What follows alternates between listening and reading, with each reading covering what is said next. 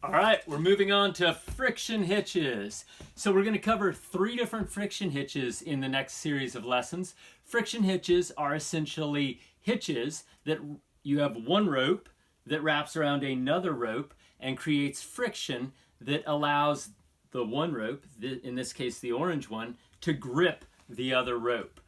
Friction hitches, some things to keep in mind about friction hitches is they involve wrapping one rope around another, and the amount of wraps is going to be dependent on several things.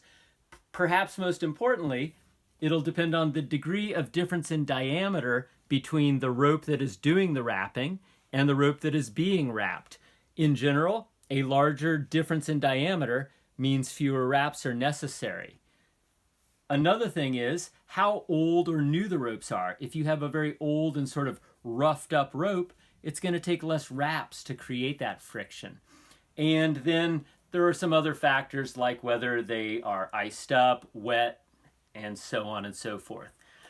The friction hitches we're going to cover are the Prusik, the Autoblock, and the Climb Heist.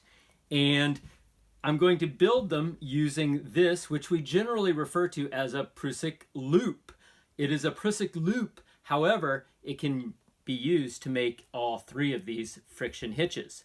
All 3 of these friction hitches have different kinds of pros and cons about them, which I'll go into as we go through the different friction hitches. I'm going to be building my friction hitches vertically, and perhaps I'll demo them horizontally as well. You could do either. For purposes of our course, we're generally going to be building friction hitches in a more vertical orientation, so that is probably the better way to practice